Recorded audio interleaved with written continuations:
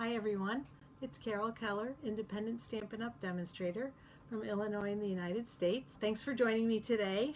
Today we are going to use the Snailed It bundle to make a scrapbook page. I've been playing with this bundle for a class that I'm doing, a Suite of the Month class. Several other demonstrators and I have sort of gotten together and we want to make it easier for people to have ideas for how to use their product, their Stampin' Up! Product. So we've decided to feature a suite every month for the next 5 months, and January's Suite of the Month is the Snailed It Suite, or the Snail Mail Suite. And so I have a couple of YouTube videos, and then since I was playing I had an idea for a scrapbook page, so that's what I decided to do for today. I'm going to turn my camera around so that I can show you what the scrapbook page looks like. All right, and let me show you, well first let me show you the bundle. This is the Snailed It stamp set.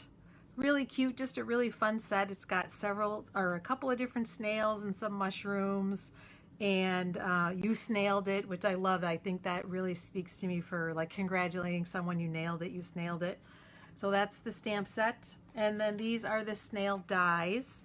And this makes a little envelope, which is so cute. You are going to definitely see that today. And then this is a little letter that can go inside, a little note. And again, some more mushrooms, and then some of the dies cut out some of the stamps. And then there's this wonderful frame, this square frame that we are going to use today as well. And then as part of the bundle, there are also these resin hearts, and we will be using those too. And then last but not least is some baker's twine, the snail mail baker's twine in white and in blushing bride. And I was thinking we would use these today, but they didn't actually make it onto the scrapbook page, but you never know, we might have to add it at the end here, we'll see. So those are the products in the suite, and without further ado, here is the scrapbook page.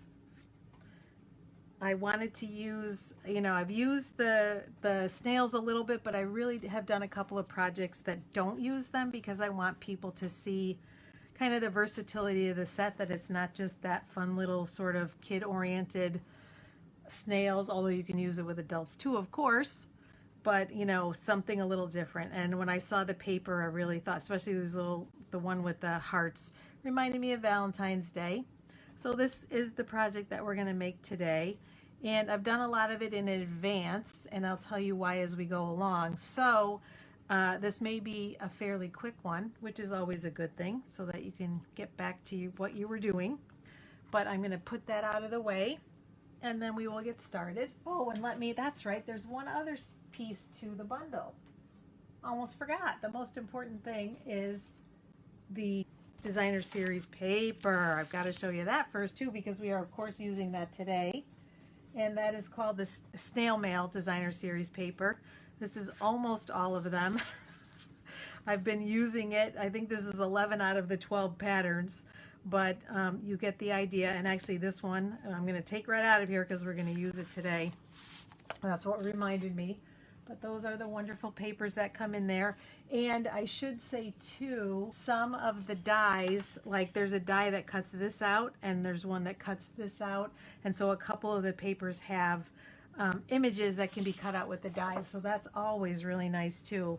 Because I don't know about you, I'm not a big fussy cutter. Some people really find it relaxing.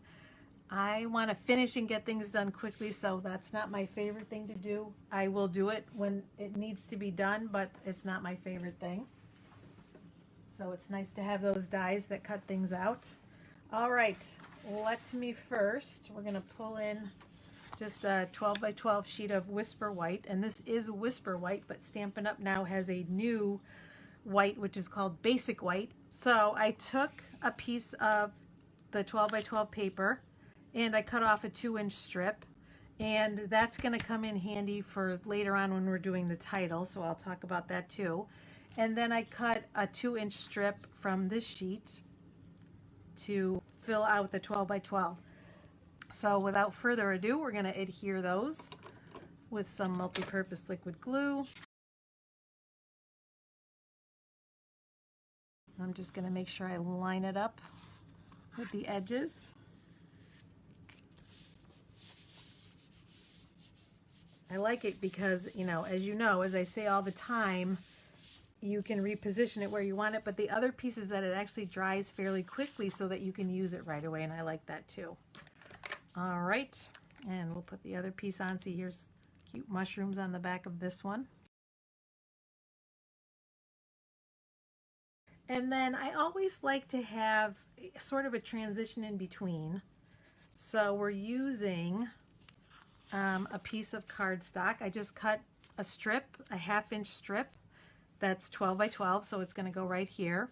But before we put that on, we're going to pretty it up a little bit, and we're going to just use the little heart stamp from the set and stamp some hearts down the length of it.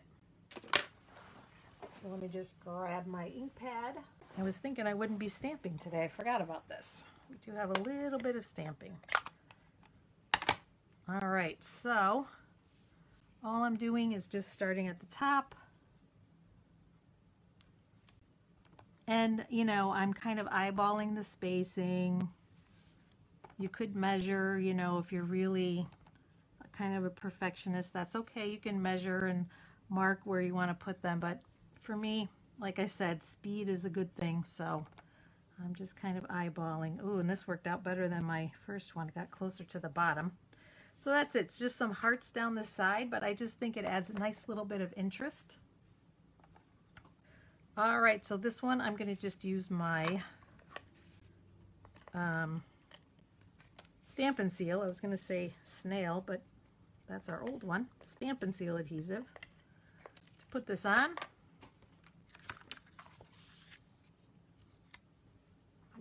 The one negative is that you can't see the whole page, so I'm trying to be really conscious of that. But I just laid it down. Doesn't that look better? Just with those hearts on there, just that little bit of extra.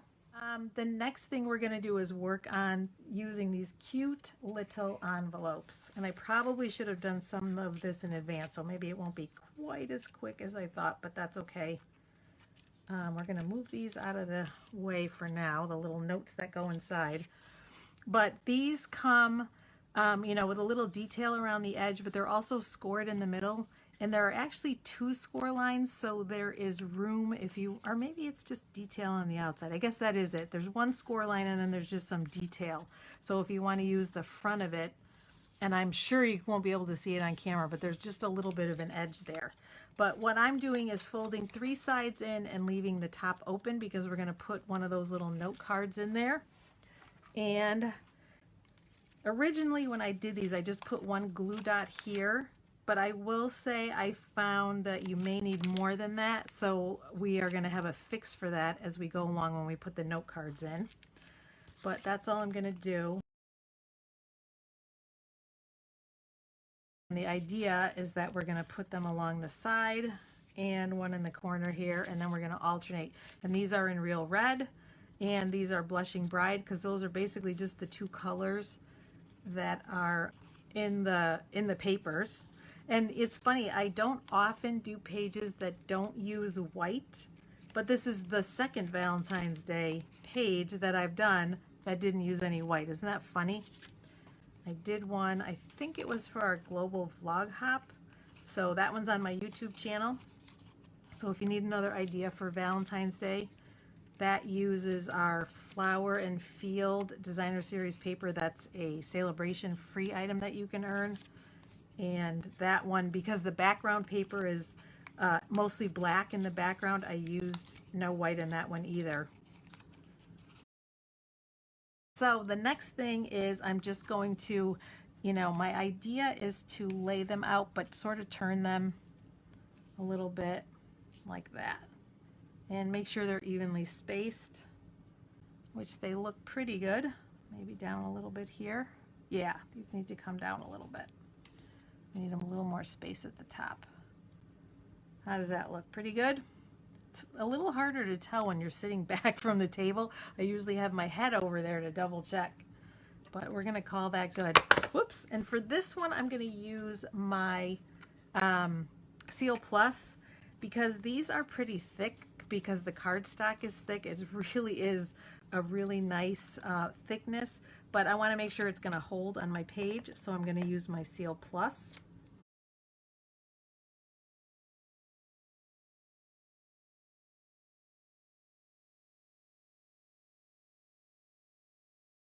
All right, now we're going to go back and do a little stamping now that we've got those envelopes on there. So I'm just using that little heart stamp again, and we're just going to put a little heart. I'm going to move this aside just in case. A little heart on each one, and I'm putting it toward the top because it's going to peek out of the envelopes. So I want it to be seen. Oh shoot, I knew I was going to do that. Shadows, because I tipped the stamp. And you can't turn them around because they're different on the other side. The detail is on this side, so that one I'm going to have to replace. I didn't cut any extras. I'll have to replace it after. And what I'm going to do this now is, let's make sure I have these, and then the other one's going to go in the corner, but we can do that later. Now is where I'm going to use my Stampin' Seal, or my Seal Plus, and I'm going to put adhesive on the back of these, or on the front of these too. So I'm going to put it on the back, but I'm also going to put it on the front. Or maybe I actually, you know what, I think the last time I just put it on the front, so that's what we're going to do.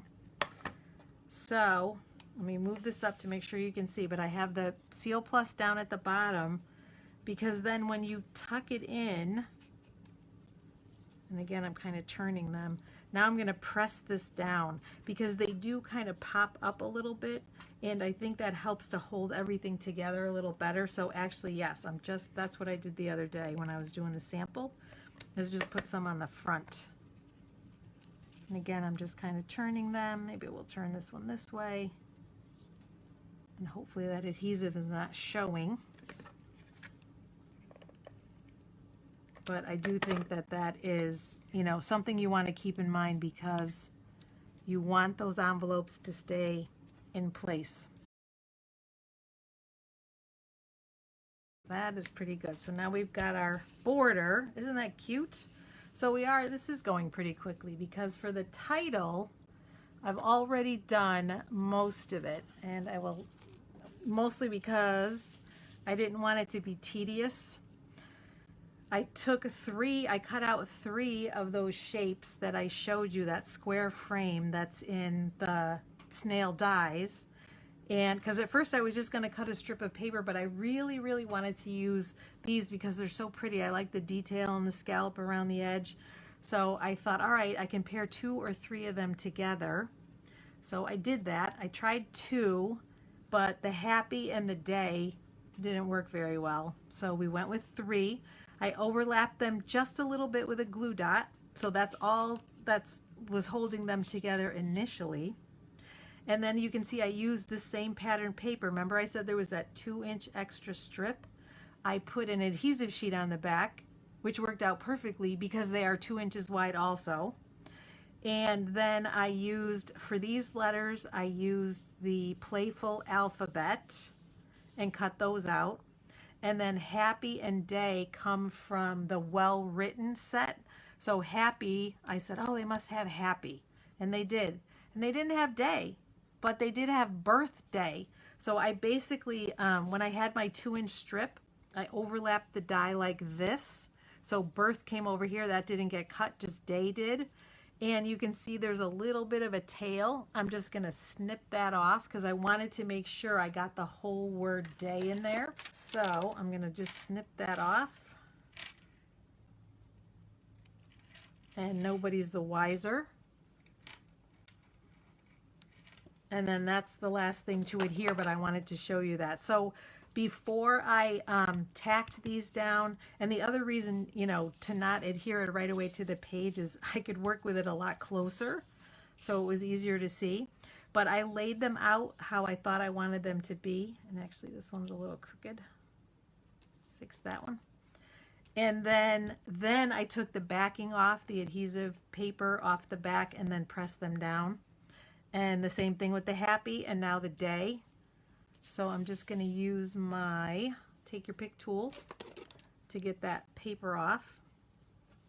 think we'll start with it over here. And it's hard with these letters because they're thin, but you just need enough that you can grab that the adhesive comes off. I think I have it. Yes. And then it also took, there was a little center in there, it took that off as well. And then I'm going to layer it over here. I think like this, so it doesn't overlap with the letters. Maybe even a little more. And there's our title. How do you like that? Isn't that cute? Thought of that all by myself. All right, and now it's a little stronger too because we have a little bit more adhesive in here. It's a little bit more layered, but I'm going to take my Stampin' Seal and put some on the back and then put that at the top. And then we are almost done. So let me pull that down so you can see. Flip it over, and then I'm gonna center it up here with a little bit of border, you know, around each side, a little bit about the same distance. And there's our title, and it's almost finished, like I said. And you can, I didn't do this because I want to wait till I put pictures on, but you can, my idea is that I would mat them in the real red, so you could put several pictures and mat them. But like I said, I'm going to wait until I actually have the photos. And then this is going to go in here, like I said before too, but I'm going to do another one first since it's got that shadow on there. But we cannot have a page or a card or whatever without some bling. So I'm going to bring in those resin hearts again and my Take Your Pick tool. And I saw this idea somewhere else and I thought it was so cute that the hearts were just sort of scattered above. And so that's what we're going to do, is the same idea. Scatter them, kind of move them this way and that as one little last finish to the card. Whoops, get back on there. Maybe like that. Oh, and I got my putty in there. Got a new refill coming because this is a little bit dry, so it's not quite as easy to work with. Where are we here? Yeah, I think that's good. Yeah, so just that little detail, and then like I said, with the pink in there, there's a little bit of contrast. I almost was going to start it here, but I thought it would get too lost, so I put it just right above the envelope. And there we have it. There is our scrapbook page. What do you think? And yeah, even still, these are popping up. What I might do, I think, is put a glue dot in the back just to hold them down even that much more. I think that's probably a good, you know, to make sure it's finished and they're really solid on there. I think I'll go back as I can slide. And in fact, that is what I did. I took the other part of the Take Your Pick tool, the little spatula, and grabbed a glue dot. I forgot about that. So again, I did it a couple of days ago and just like slipped it in the back. As it seems to catch to the paper better than to the spatula, although it's making a liar out of me now. It's not doing it. Worked perfectly off camera the other day. You know how that goes. Let's try that again. Because I basically just pressed it onto the cardstock and then pulled the spatula away. There it goes.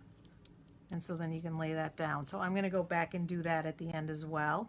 So I do recommend that. Anything to keep it so they're just a little bit flatter, and then it will sit better in your photo album too. All right, so that's our page. I thank you so much for joining me today. Have a great day, everyone. Bye-bye.